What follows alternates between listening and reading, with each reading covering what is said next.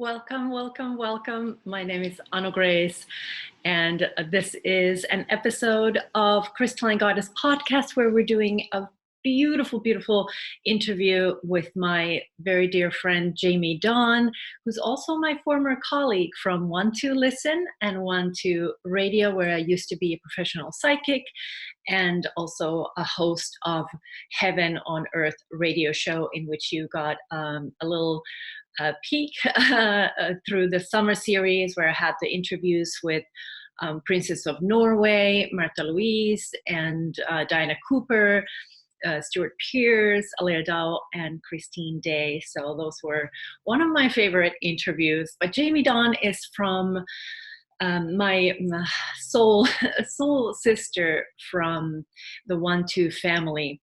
And we will be talking about revolutionizing your spiritual path and truly creating that shift where you can reach a higher level of experiencing your life and letting go of those outdated patterns that may be holding you back. We'll also be looking into the world of psychics. Like, what is it for you to be in your intuitive power and be in a direct alignment and communication with the universe while still receiving psychic advice and guidance from high vibrational souls like Jamie Dawn or maybe your favorite psychic. So is there a conflict? What's the benefit of receiving guidance, and what's the potential challenge or energetic conflict that may come with it? So we'll be talking about that a little bit. So Jamie Dawn is a professional psychic advisor. She's an astrologer and life coach who believes that life should be experienced through the lens of your heart. She's a beautiful soul, and she's an author of a life-changing program called Revolutionary. She's a radio host, media personality, and currently serves as the staff director for 9 Gates Mystery School's Esoteric program. So I'm very, very excited to introduce her. So let's just dive in. Let's get started. Hi, how are you, beautiful one? Hi, Jamie. I'm well. How are you? Yeah, really good. It's good to see your face. We're always on chat or I know. Yeah, we don't see each other very often. It's been a while since we've last talked, but I'm so happy to be here. Thank you so much. Thank you. Thanks for having me. Yeah. So how are you? How are you? Yeah, I'm really good. I'm in Salt Lake City, Utah right now, house sitting for a family. So I'm here till the middle of the month, and then I'll head back to Northern California. So how has your summer been? I know it's been a kind of a dramatic for a lot of people, including myself. Yeah, well, I am separated officially. I'll be divorced in November. So that happened at the beginning of summer. And and then of course I've had... Congratulations. I don't know which one. Congratulations. Yeah. Yeah. No, it's good. It's good for everybody involved. We've really committed to being kind, through it, which is really good. And it's not easy, as we all know, but it's what's best. So can't complain there. Yes, and this is the time of learning about the conscious uncoupling, like being really fully aware of what's needed and what serves your highest good. And that's not always easy with these crazy energies, like exactly. really hitting directly at us. But if anybody can do it, you can do it for sure. I've been watching your career and being under your wings for many years. But originally we met in 1-2 Radio and 1-2 Listen. We were psychics there together. Yeah, exactly. How long has that been? It's been 5 years or so, I would think. I believe it's been around 5 years. Close to it. Yeah. So it's been a while. So actually I wanted to talk about being a professional psychic and to see what that's like in these times, and what are people mostly struggling, what do you sense that is what's hindering us from reaching that higher potential and really rising up? Sure.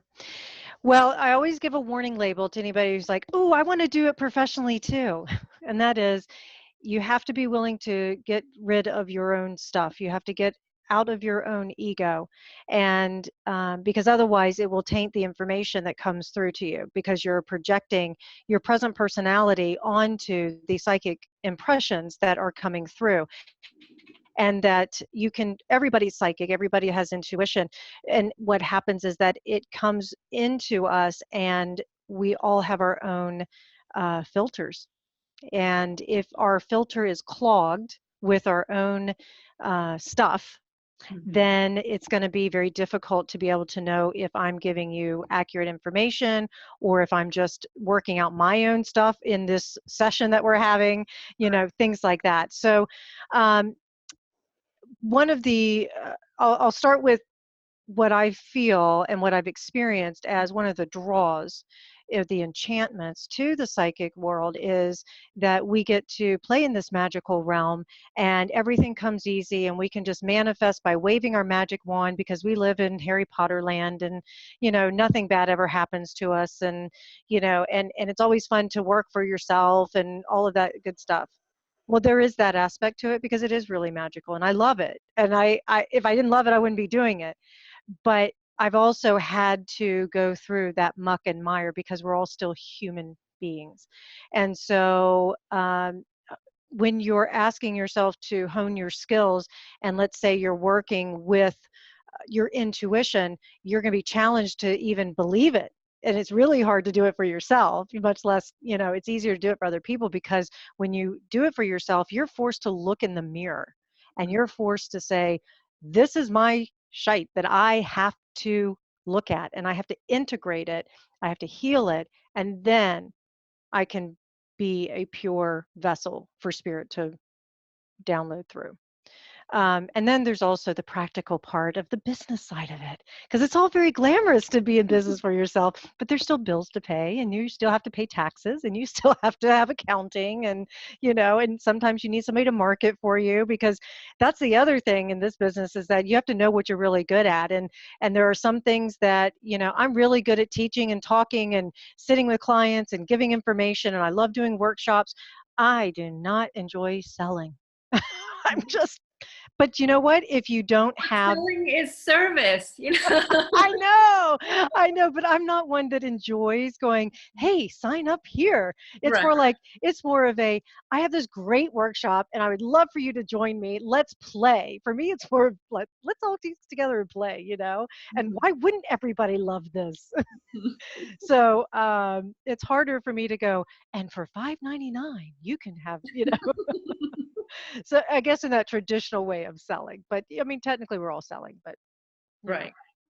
Right. So, about being a psychic advisor, and I've been since I mentioned I've been under your wings, and I've gotten consultations with you, and I feel, even though as a goddess myself and doing this work and having a direct connection, really, but it's about really.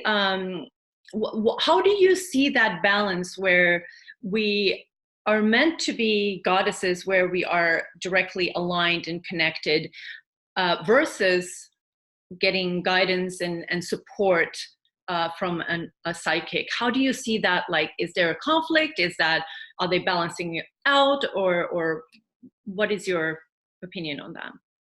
well, I believe that it's balancing itself out, because those of us who are committed to staying awake, to being conscious, to doing our work, to not striving for perfection, but to continue our practices, that it's all about integration. Because yes, we as feminine, we're the goddess, just like the men are the gods. But yet we both have that masculine and feminine in each human being, regardless of which gender we embody. And so what we're being asked as women right now is to not only embody more of the feminine, but to also not lean so far to our masculine side that we bully and we become fixed, or we take over, in situations. So there's this dance that continues to happen. And for me, in my belief system, it really is about integration, and it's about the light and shadow coming together, masculine, feminine, good, bad, yin, yang, whatever scenario you want to call it. And so I believe that the calling as goddesses, as psychics, as intuitive body workers, all of those who are in this healing practice, is that we are always to be of service, not in service, because that has that indentured kind of feel to it, but to be of service, because we can always serve, even when we're teaching or even when we're leading, because what we're doing is we're imparting knowledge and hopefully some wisdom into other people. But we're also I'll say it this way, the unconscious masculine would try and convert somebody. The unconscious goddess would try and seduce somebody into believing the way that they're thinking or what they're teaching. Whereas the conscious masculine and feminine would say, here's the material, you're your own inner authority, and you get to integrate it and mold it and shape it so that it serves you in the highest possible way. Beautiful. And I always, when I talk to you, I always find that you have a way of looking at things from a really high perspective. And how's that like for you? Let's just back up a little bit. Actually, I wanna, because I know a lot of people listening and coming to psychics or coming to me for trainings and raising their vibration. They might have this feeling that because we're doing this work, we're all ready. We don't need to work on ourselves. We're done. It's easier for us, and it's harder for them. You know, this energy or these limiting beliefs that a lot of people have. Although we're all equal, we're all here to learn. Some of us may have walked this path a little longer and gained some wisdom, but we're still anybody can rise above the old patterns and all that. But so how do you what's your story like? Have you always had this ability or this gift and talent to see things from beautiful perspective, or did you actually work at it, like take classes and meditation, and how was that for you? Yes and yes. So I've always had the gift. It was not nurtured as a child because I grew up in a very strict religious home that would not use terminology that encouraged psychic gifts, but would use terminology that encouraged this higher power or this wisdom. They would call it God, but I see it as that we're all pieces of this divine expression, experiencing life, right? And so I've always had the ability to see things from a different perspective because as a child, I was extremely wounded through the religious sect that I belonged to. And so I would disassociate myself from what was happening for me as a individual, but so I could easily see what was happening for other people. But it wasn't easy for me to see what was happening for myself. And I made some boneheaded decisions in my life because I didn't trust my own inner guidance system, because I wasn't taught that I was allowed to trust it. And so in my early 20s, I was already married with 2 children and then facing divorce. And I had drawn to me, and this is where I know my inner guidance system and my guides and my angels have always worked with me. I've always drawn really powerful teachers into my life, and people who have big open hearts and have so much wisdom, and I'm like the sponge. I just couldn't get enough of it. So I had drawn to me a teacher in my life, and beautiful Aquarian, and she had the archetype of the wounded healer. And she couldn't seem to heal herself no matter what she did. And we worked together for 2.5 years, 2 to 3 hours a day. And she had, yeah, because the way we met, I was doing some personal training, and so we did a trade. And she said, I need a partner to study all these modalities and techniques that I have, and you train me and I'll train you. And I was like, okay. So I trained her body while she trained my spirit and my energetic gifts. And so it was during that training that my psychic gift totally emerged, and I had given her a reading by, we'll say happenstance, a download. We were doing some EFT, if you're familiar with that, it's emotional freedom technique, right? And we were, at that time, we were studying it. And she said, and she went through her practice on it. And then she said, what did you notice? And all of a sudden, I just started downloading all this stuff. And I had these visions of this office with horses and this desk and blah, blah, blah. And after we were done, she said, you just described my husband's office, which is 5 states away. We were in Virginia and he was in Indiana. And Mm. she said, how did you do that? And I said, it just came to me. I'm just giving you what I got. And what became apparent was, like I said at the very beginning, I had to go through my own stuff. I had to clear it out. There were so many times I was laying fetal position on the couch at her place, crying and going, I'll never be good enough, or I'll never get this, or I'll never be, I mean, I had stuff that needed to be healed, that needed to come up and out, because psychics are human beings also, and we have our own experiences that shape us. Thank Mhm. God. That's why there's not one psychic for everybody. I always say a And I psychic needs a actually, psychic. right, and I actually believe that we as healers and psychics and spiritual teachers, we need those experiences so that we can use it to help others, because that's kind of what we also take on. Absolutely. And you know this, being an author yourself, that it's very difficult to write about something or teach it or talk about it if you haven't had the direct experience. Because most people will go, look at that talking head. But if you've had the experience, they'll go, wow, they can relate. They understand what I've It been goes through. deeper. It goes deeper. The healing Exactly. becomes deeper through that experience. So, Right. And that's also why I do participate very heavily in like-minded, like-hearted, not believing the same type of groups, where we continue to have not only teaching and master teachers, but we have experiences, because we have this same agreement in my world anyways. You can't really fully understand something until you've had a direct experience.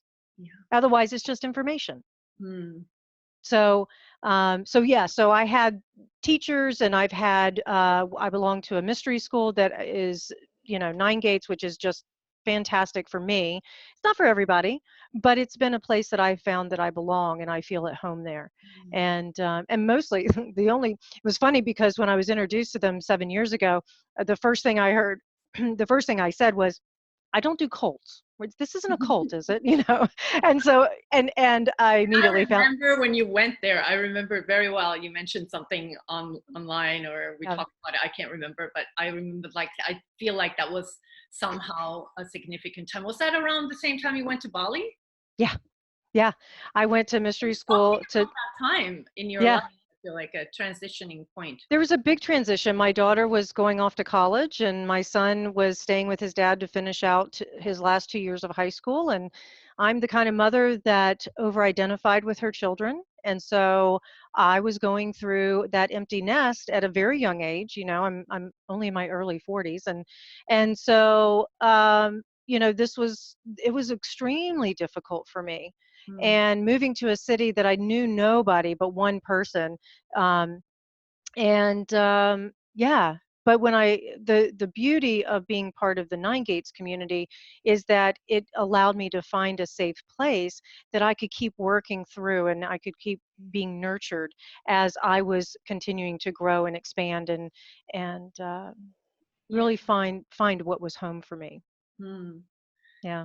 And I feel like we all need some kind of home, whether it's a community or friends that are like-hearted, but we all need that support so that um, we can truly be in that healing space and get the support of others.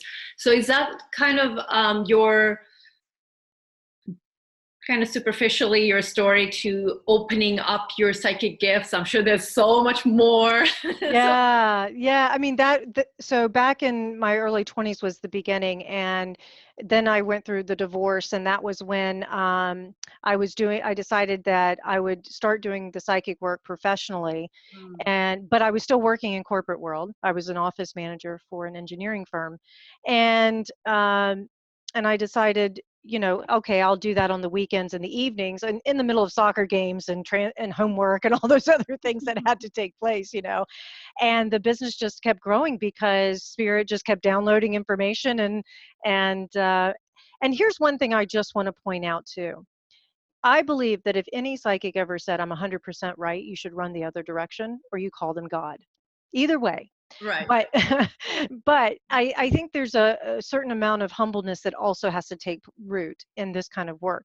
That one of the first things that I tell, especially new clients, is I am only giving you the most dominant outcome based on current choices. Mhm. I believe in free will. I believe that our choices can change the future and it's malleable.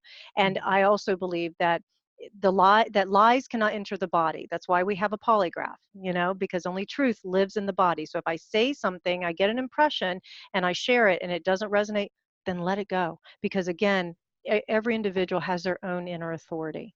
And so has been my basis for the work that I've been doing all this time.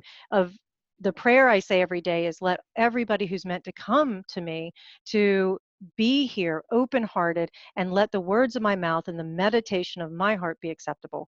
And as long as I can be of service, then I will, then spirit, I'll just trust that spirit will continue to lead. And I think, from there, I eventually basically got laid off of my corporate job. It was great. My boss came to me and he said, Jamie, I'm sorry. We just, we're making some changes in the company. And he goes, we're going to have to give you a 2-month severance. And I said, thank you. And I shook his hand and he's like, what? I said, you just did me the biggest favor, because I was too afraid. See, again, this is my intuition. I wasn't trusting myself. I was too afraid to take that leap into the unknown, that leap into doing the work, only doing the psychic work as a business full time. And so, spirit had a wonderful ability to be able to push me off the ledge, and it was the best thing that ever happened. And I haven't looked back since. Absolutely. That sounds really beautiful. And that is the power of either listening to your intuition and making it happen, or just allowing it to happen when it happens. Yes. Yes. How can we learn to listen to that truth, that intuition that is right? It knows what's right for us in the moment, even though, like you said, there's a free will, things are shifting and changing constantly, but there is the dominant truth, and we need to learn to listen to it more. What's your advice on that? So I'm a very big meditator. I get up very early in the morning, most mornings, and I use a lot of space for quiet time and meditation. Partly because I believe that the only way, not, and I'm careful when I use the word only. So I'm going to lead that statement with the following, and that is, the only way to really hear is to be silent. And we cannot listen to our intuition if there's too much chaos going on, too much chatter, too much external things that are happening. And so meditation or quiet time, however you do it, there's walking meditations, there's yoga, there's, whatever. If by cultivating an inner stillness, then you're able to be in a crazy busy airport, or you're able to sit down and go, okay, I got to do this today and got to do that and da da da da. But internally, there's a stillness there where every drop lands. And instead of it feeling like you're drowning in an ocean, you feel like you're sitting under the raindrops, and it's just coming in and you're going, oh, that'll go there, that'll go there. And I think the other piece of this is when we're not stressed, or we don't put an emphasis on perfection, that's also another way that intuition can serve us. If we're worried about getting it right, we can miss things because our focus or our attention is on the outcome or the result instead of being present in the moment. So I feel present moment awareness, also being able to deeply listen by cultivating that inner stillness, are two of the main ways that we can listen to our intuition more. And when I get an initiate for the first time, and they're just like, I've had an awakening, I believe in something magical has happened to me or whatever, my first advice is dismiss nothing. Now, I believe that a tree can just be a tree. So if you're not asking a question, you go out and a tree falls on you. Not that I'm wanting that, but a leaf falls on you. Let's put it that way. Yes. Um, doesn't mean that necessarily that, the skies are opening and angels are singing and you should pay attention. It may just be that it's fall, it's autumn, and leaves fall. But if you're asking a question and you have cultivated that inner stillness, then dismiss nothing. It could be that that particular leaf, as it drops, has a certain pattern in it that gave you the information you needed. It could be you see a penny on the ground and you pick it up knowing this could be a loved one trying to get my attention, and the date on the penny is the date of the anniversary, or it's the date of the year you start your business, or I mean, there's so many ways that it could be relatable. And I understand it's controversial too, because it's one of those things where if you're a skeptic, then you're going to say, well, if you're dismissing nothing, then you can make a reason out of everything. Yeah, just like this whole form, this whole construct of life, all these things we see are solid, were thoughts, were just an imagination, was just a spark of creation at one point. It was the nothingness that created into something. So Into everything. exactly. From nothing to everything.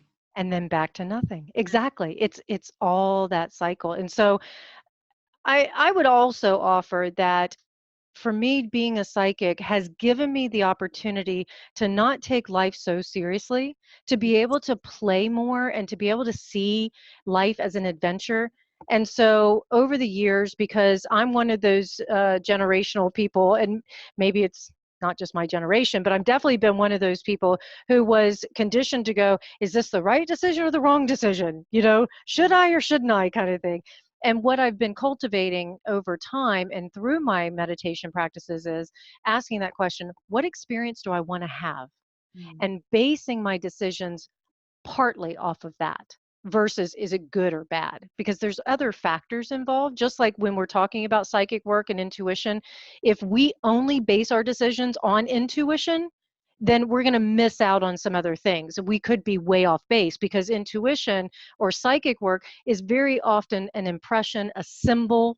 That's why you have a lot of people studying Carl Jung and astrology and numerology and all kinds of tarot symbolism.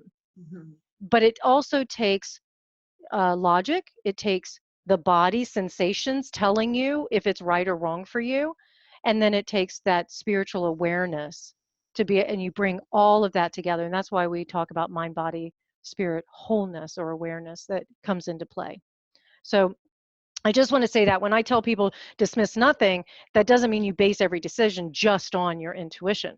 But I am saying your perception or your receptors are so wide open, you don't want to dismiss anything, because it's that one moment or that one drop or impression that could change the course of what you do next. And how do you what do you say to people that are afraid of the future? Like, we know where you mentioned about focusing on what do you really want, like what's instead of course the fear. But what do you say to people that are afraid that things don't go their way, or there's a lack of trust to the universe? So how do you advise those? Well, as I feel is that the future is still being shaped, right? Based on our present moment choices that we make. And it's like taking a trip. I'm planning for a trip. But if, let's say, suddenly there's a natural disaster, or there's maybe there's another life celebration that comes in that takes me away from taking that trip, I still have a choice. I may not like the choice, but I still have it. I can still go on this trip. Let's just say that one of my children announces, hey, we're buying a house and we need you to be here for this or whatever. I can either go to the housewarming and help them out, or I can take this trip, right? So when we're looking at the future, the outcome is not set in stone. Mm. It's based on what current choices we're making. And we can get so fixated on what we want that we lose some of the journey or the process that happens in the meantime. And that's why you'll hear a lot of times someone saying, trust the process, Mm. because the process is working us to be able to get to that trip. It may be that we still take the trip, it just may be pushed off a few months, or it may be that we decide, I'm not taking this trip at all, and then years down the road it comes back around for you to do. Do you see what I'm saying? So the future is just so malleable. And I think also where we get really consternated with needing to know an outcome, that's our little sense of control. Right. We want to control something, and we can't control what another person does. We can't control when that time comes for any of us to transition. We can't control Mother Nature doing whatever she's going to do. And Right. I think where I try and lead people back to is this present moment and saying, you're in command of your choices right now. You're in command of how you feel and your attitude. You're in command. Now, you can't control every piece of the moment, but you can be aware of what is happening inside of you, what's happening with your thoughts. And this is why training is super important. And I always say that if there is somebody doing spiritual work and they don't have a daily spiritual practice and they're not training themselves, then I question them, because you know this, you're into martial arts. If you don't train, you're not going to know what to do if you ever did get into a situation in real life. You Right. go to the spiritual dojo in the same way so that you can meet each moment with your full presence. Mhm. And I also love this about the future. Imagine, and I know this has probably happened to both of us and anybody who's listening to this, is that you'll have situations that show up at a certain moment that you're like, wow, I'm glad that didn't happen 6 months ago, because I would not have been prepared. Mm. And Right. that's where I also love that saying is, we're never given more than we can handle. We may think it's more than we can handle because we're in that drama of the moment. But if you think about it, you could probably count on fingers and toes how many times that you've said that, oh my God, this is the end, I can never get through it. And you get through it. And Mhm.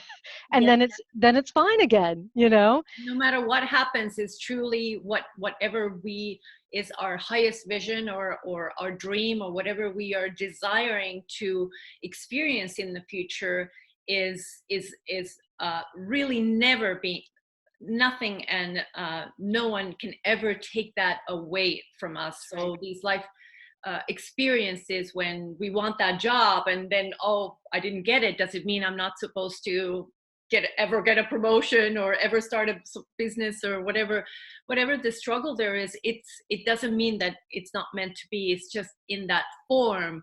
And to remember that universe always has a higher plan, and all our dreams are coming true. It's just not always the way that our mind wants to control it or wants to see it happening. Like, I have this fixed idea, this is how it's going to happen. Mm, And then if it doesn't, then it feels like, well, it's never going to happen. But from the universe perspective, it's never taken away. right. So Right. instead, moving into that creation, that creativity, that manifesting and raising your vibration, which probably leads to your book. I actually Oh, did a little introduction before we got started, so I talked a little bit about this, but this evolutionary revolution. This is about really getting from your own, getting out of your own way, basically, like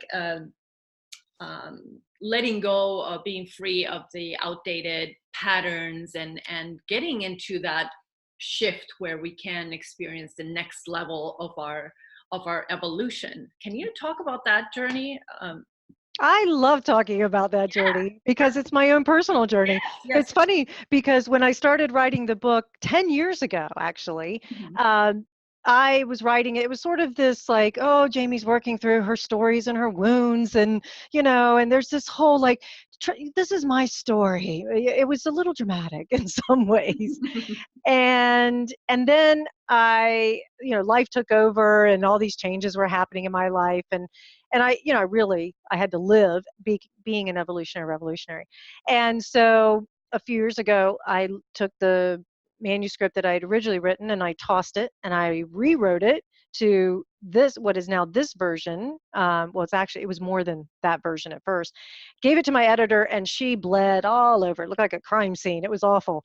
And it was beautiful. I was so happy. That's why you have an editor, right?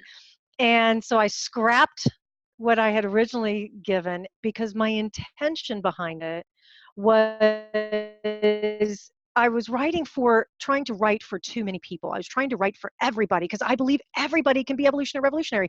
In Yeah. other words, it's written now in a very condensed form, which I'll eventually revise as it continues to evolve. But I scrapped it all, went to the bare bones, and said, if you're feeling stuck like I was in my life, if you felt like you were doing that whole definition of insanity, repeating the same pattern and nothing was changing, and you were frustrated, and you're like, I know there's got to be something more, and I'm not a status quo person. I don't do status quo for very long. I can do it. I can go in line, and then it's like, please, there's got to be something more here, right? And so it's that awakening point, or that moment where you recognize something inside of you is happening over and over again, and you've got to look at it. And there's, because the only thing you can control is yourself and your choices. And so what I did was, I said, now we've got to recognize what's that trigger, what's the story, and what are the choices I've made, and the beliefs that have stuck me in those choices, that have kept me perpetuating the same thing over and over again. I got to forgive myself. I've got to remove these things, not negating them, not saying they didn't happen, or pretending that you're not who you are anymore, because it's part of you. It's what shapes you. It can be a beautiful gift, because I love that phrase, that when it actually, first time I ever heard it was in Game of Thrones. I'm a big Game of Thrones person. So first time I heard it was in Game of Thrones, in one of the first episodes.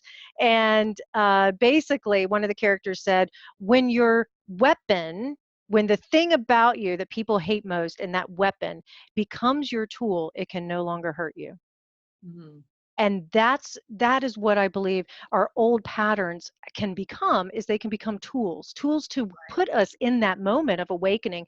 And then the next steps are to get back to that purity, that I amness that you are, and then opening and evolving your intuitive part, your thinking mind, and then building a new structure, a new pattern. Because getting rid of the patterns is great, but you have this big gaping hole of like, now what? What am I supposed to do with this? I have it as a tool. Well, now you can use that to create a new pattern that supports this new becoming of yourself. And then you finish the cycle, or the practices that I put together, you finish by putting it out into the world and having supportive community. Because one of the things that in the last stages of Evolutionary Revolutionary, is to be able to find your community. Because I believe that individually, we're really good. Yeah. Every individual is perfect as they are and whole, but together we thrive. Right. On our own, we survive. Together is thriving. It's like we were talking about before. It's important to find your like-hearted community, and then being able to say, this is who I am today, because I'm going to continue to evolve over time, just like I continue to age. And this is who I am. And now I want to be using this new version of myself as a gift or a tool for healing. So that's what it's all about. And I love the book was sort of birthed from a workshop that was it's actually a game board, that when anybody does my workshop, they actually walk this wheel that I created, and you go through each stage and each icon, each chapter of the book, if you will, and there's a experience. Because as I said, I believe that it's one thing for me to get up there and say, what are your beliefs, or what are your triggers, or whatever, but if you don't have a direct experience with it, it's not going to anchor in. Yeah. So this gives a chance to be able to anchor it all in. Beautiful. And I really love that message, that let's bring our wounds and those painful experiences and our negative old paradigm patterns, and create them, make them into tools so that we can rise up and change the world, our world first, Yeah. inner world and outer world, and eventually the entire world. So Jamie, what do you see for us collectively, or like where are we going, like astrologically or energetically, the rest of this year 2019? How do you see, like, are we is there what's the frequency that you see? So I find this humorous of the universe, because before you and I were chatting, I've spent most of the day. Uh, I'm sitting down and writing the article, and I'll probably do a video later on this. But we have a Lionsgate portal on 8/8. Happens every year. And last year was the portal that invited us to burn off our old patterns. It happened, this Lionsgate portal last year opened up right before the eclipse on August 11th. So 3 days before the eclipse happened last year, we had this beautiful, hey, no more dumbing yourself down, be bold, be fearless, be your authentic self. And the only way to do it is to burn off all these things and ideas, these constructed ideas of yourself that you're not worthy. So spiritual warriors were birthed. And I don't mean that there weren't spiritual warriors before that, but this whole new level of spiritual warriors came forward. And the part I was writing about before you and I started talking, and I think you'll be able to relate to this, spiritual, because I know you're a spiritual warrior at this next level, is that the invitation was that we would go through some really difficult challenges, because we can't burn off those old patterns without them. And we are being asked to lead the next wave of evolution that's coming in with this next portal that's opening, and that's going to continue for these next 6 months, because not only do we have the Lionsgate portal on 8/8, but then we have this huge, and it's a big talk in the astrological world, the stellium that happens in 2020, in January 2020, and it's going to usher in the true, we'll call it the true age of Aquarius. Because come 2021, we've got stellium again in the sign of Aquarius, which is where technology is going to start taking over, where higher consciousness comes on. So we have to clear out all these old patterns right now. And what I feel this particular portal that's being open for us right now, because we've had some powerful eclipses in July, and I know we felt them, is that now we're going to be working with this construct called time. And we're going to have to create a new relationship with time. And it goes back to what you and I were just talking about the future. We can't control the future. One of the biggest questions that I know you and I both hear is, why hasn't it happened yet? Or when is it going to happen? And, that sort of thing. We want to know the time because we believe, and it's an illusion, we believe that if we know the time, we can control it. Oh, well, if this happens tomorrow, I have an appointment at 3 o'clock tomorrow. Guess what? You can put that appointment on your calendar, and then you wake up not feeling well, or the doctor's office calls, or the client calls and says, I'm sorry, I have to reschedule. I mean, there's so many factors that come into play. We have this false sense of security in this thing we call time, and we've given way too much power over to time. Absolutely. Instead of learning how to create a symbiotic relationship with it and relax into it. And that's why I say going back into trusting in the process, falling into the arms of grace, allowing things to unfold naturally instead of forcing it. And then what we're going to find in these next 6 months is that we're going to have a lot more lighthearted moments. I'll share a personal experience that happened to me a week and a half ago.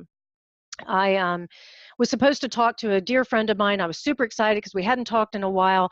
And then I get the text, hey, I'm so sorry. I'm running errands. I'm going to have to reschedule. Okay. Now, granted, that's no big deal, is it? But for whatever reason, that night, something deep inside of me got triggered, a deep wound that was like, I'm not a priority. They don't care enough to talk to me. They're blowing me off, right? And I cried myself to sleep.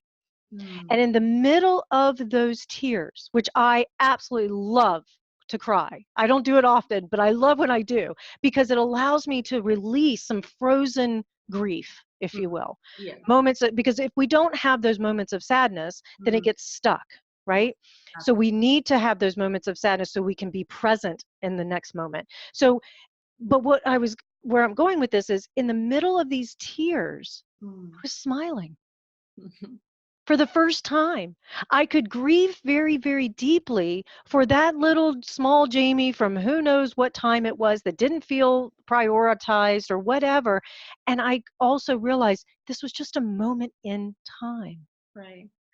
I actually have similar experience, maybe with time. Often when I have something happening in my life that is kind of tough to handle, or I could feel really sad, but at the same time, I have this inner feeling that life is amazing. I'm so happy. I'm so excited. Like I can have multiple dimensions happening, or timelines, or whatever you could call them, at the same time. So that means we're okay all the time, no matter what's going on. There's always a part of I feel like that's also part of this new relationship with time, maybe, that we don't, like in the old energy, I feel like if you're heartbroken, or if you're sad about losing something, or some dream didn't come true, then you're kind of stuck with that disappointment for weeks, or maybe even months. But now, even though as we're processing some harder, heavier issues, we can still live completely uh, full and happy and passionate life. I Yeah, think that's the new age. That's the absolutely. next level. And then maybe eventually we can just live in love and light. But I feel like that could be that's how I see what the energy, where we're going, is that we're gonna, that happy inner happiness is going to be uh, keeping us, maintaining our higher vibration, even in Yeah. times of difficulty. Well, and it goes back to what we were talking about too with the integration of the light and dark, because we're not trying to get rid of the dark. You Right. know, what we're doing is because you wouldn't have a shadow without light. So Mm. we need both in Ye- this human, as long as we're in this human form, we're ye- going to have both. We live in a dualistic world, the idea that we are non-dual in this world is really just of the spiritual mental nature, mm. but on the physical level we are dualistic. Yeah. And so the practice is to be able to train ourselves to view time, people, relationships, situations as non-dual, meaning they're not separate from me, meaning it's all happening simultaneously, and that whatever you're experiencing, I'm experiencing as well. And there's this integration that happens. Now, it's easy to talk about it. It's not easy to experience it and know it. And what do you do with it? Right. And I feel like part of what will happen is that the more we integrate this light and shadow, the more we start to become non-dual in our thinking, in our actions, then we become more compassionate and we offer more healing. And that's what you're talking about, is this vibration allows us to stay more buoyant, that even when we go into the shadows, even when we have a terrible, tragic something happen to us, we're not devastated by it, but Absolutely. we feel deeply about it and Mhm. we can be fully alive in it. Fully alive in the pain, or the sadness, or the disappointment. It's okay to be fully alive in that too, and not just Amen. I hope I 5%. am. Yeah. But still choosing the light, choosing Yes. always love and compassion, and all the beauty, but acknowledging, and also having the courage to look at the shadow part, because it is, like you said, this is a dualistic world we live in. We have a dualistic uh, Yeah. body, and everything is the yin and the yang, and it shows up in absolutely everything, in our relationships, in our work, in our thoughts, in everything. And it's beautiful. It is beautiful. That's what makes this human experience so delicious. Mhm. Now, would I choose to come back and do this again? No, I probably wouldn't. I would prefer to, I sort of want to go explore. I'm an explorer. I'd rather go explore another universe or another multi-dimension and, or, something like, Lighter frequency, unless we're making this into this crystalline frequency, which we are, but not everybody is ready for that yet. no. Right. And I feel like, again, these next 6 months for us in particular, because we're made of the stars, we're becoming more aware of that. Activity is happening in the stars. We're going to feel the activity within ourselves. And I think if I had to summarize these next 6 months, we're working on recreating the relationships that we've had with people, with things, with the constructs of the mind, my relationship with my body, my relationship with my mind, my relationship with another human being. You know, um, Going through a separation and divorce is not easy. This conscious uncoupling that's happening, is not an easy process. But at the same time, I can feel what I feel because I've had moments where I'm triggered into anger or apathy, or, I lose my sympathetic nerve where I'm just like, really, we're doing this again? But I'm choosing in my response to be kind. I'm choosing to communicate because I know my words can harm or heal in a much different way. Right.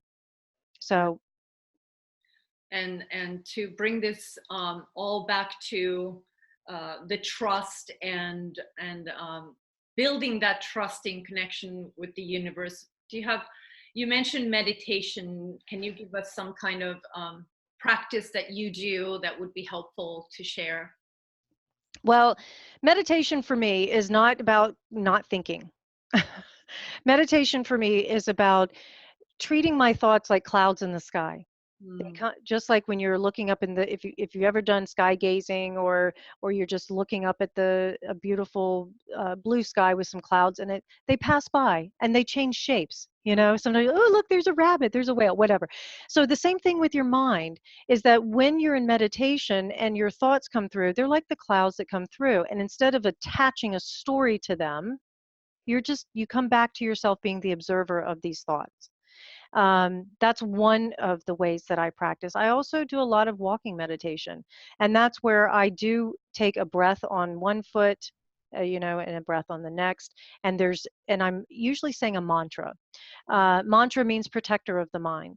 And so I will pick a mantra that doesn't hold an ego story. So it's not like, I will be rich, I will be successful. That's not usually the mantra I choose, or I am successful. We'll make it a power statement.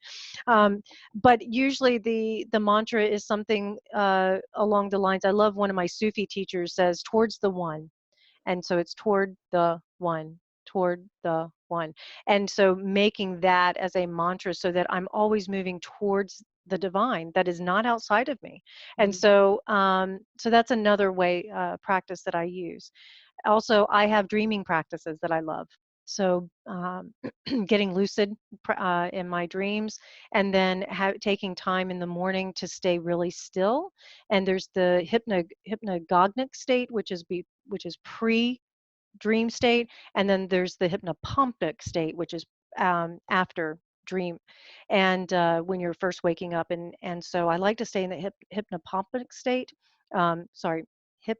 I can never say it quite right. Hypnopompic state, because it allows me to find some creative ideas, and gives me some inspiration for the day, that sort of thing. And then one other thing that I personally love that I would highly recommend for anybody: read poetry out Mm. loud. Out loud. I'm getting chills, like poetry, yes. There is something, There's something, Rumi, Hafiz, yes. anybody, Oscar Wilde, anybody who just inspires you. I probably wouldn't recommend Edgar Allan Poe unless you're unless you want to really dive into that shadow side. But Beautiful. Poetry kind of brings you, at least when I'm reading poetry, it feels like it slows down time, yeah. and it does something. I don't know what it does, but yes, that's a beautiful tip. I love it. Yeah. Yeah. Yeah. So all of those are wonderful practices for leading us, because really all it's doing is it's leading us back home Mm. to ourselves. Because that's the other theme for these next few months, is that as we're creating new relationships to whatever is showing up for us, the way to trust, we can't really trust the outside world until we can trust the inside world.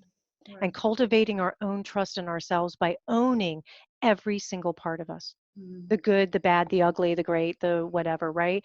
And that's what I mean by when when our weapons can become our tools, they can no longer harm us. So if somebody said, I used to be accused all the time. This is what's funny, because here I am, evolutionary, revolutionary. And it was, oh, Jamie's going to do whatever she wants to do, regardless of what anybody thinks. And I'm like, what's wrong with that? But I used to see it as a weapon at me that I can't play nice, or what's the point of them giving me advice or whatever, because I'm just going to do whatever I want to do anyways. And the truth of it is, yeah, you're right, because I have my own inner authority and I have to start trusting me. And the reason it was a weapon against me was because I didn't trust myself. And we can't really trust ourselves if we don't feel safe inside of our body, safe inside of our relationships with things, safe within community, right? Yeah. So it's really, really important that we keep cultivating this internal world to feel safe and to trust it, so that whatever shows up externally, we can trust our decisions and our actions are based on good intention. Beautiful. Thank you so much, Jamie, for sharing your heart, sharing your wisdom. Is there anything you want to say that you feel like you want to still share and you're speaking through? So one of the things that I'm really passionate about right now is bringing in this element of awareness around our worth as human beings, and that because we have breath, we have something to give this world. And I like to equate it to nature, because I'm such a nature girl, and that when we exchange energy with a plant or with a tree, we're giving off carbon dioxide and it's giving us oxygen. Yeah. And the same thing goes with our breath, our humanness, that you're giving off exactly what another person needs. Even if you think it's not right, even if you think that they're upset, they react to you in a way that is showing you very clearly their wounds or where they're at. It is not a reflection of you. It's a reflection of where they're at. And so the key, and anybody who is familiar with the four agreements knows, one of them is don't take anything personally. When we can practice being willing to own that we're here to offer our gift, that means even if we say something that doesn't feel good to another human being, it's a gift, that we start to actually blur that line between duality. And we start to see this real tantric symbiotic relationship that starts to occur. And we realize the roles that each other plays in our lives, and that we matter, and that no matter what difficulty, and because there's a lot of difficulty right now, and it's easy to focus on that. I mean, if you think about it, how many times can we identify our wounding or our difficult times in our lives? I mean, that's one of the first things that we say, that we talk about. What helped shape you and bring you to this point? Oh, it was this tragedy or it was that tragedy. But there was also really good things. Why don't we talk about that? You know, my kids are the best awakeners for me. They were the best thing that ever happened in my life. And without them, I wouldn't be the person I am today. You know, so there's so many good things that have happened without Nine Gates Mystery School, without 1-2, without, you know, the people in my life that I've connected with over the years. There's no way I could be where I am today without those wonderful things that have happened. Trips to Bali, you know. Um, Yeah, you're right. We maybe need to start talking even more about those, but still, I feel like we're still in a stage where we are really working through those wounds. So I'm sure we're going to get to a point where we can focus more and more, and it's already the tipping point, maybe going to. We're getting there. I mean, look at the next generations coming in. A lot of children born today are being born to parents who are going through awakenings, or they've had this awakening, and that they're doing this kind of healing work so that they're able to parent the next generation in a different way that doesn't have the same wounding that we did. Yeah, So that gives me hope. Hope for a beautiful, bright, crystalline future, and I can see it. It's happening. We are It is creating, happening. and we are And that's why spiritual warriors are being called right now to keep going through some of the difficulty, but to choose how we respond to it, which is this light, to choose. How does one listening know if they are the spiritual warrior or not?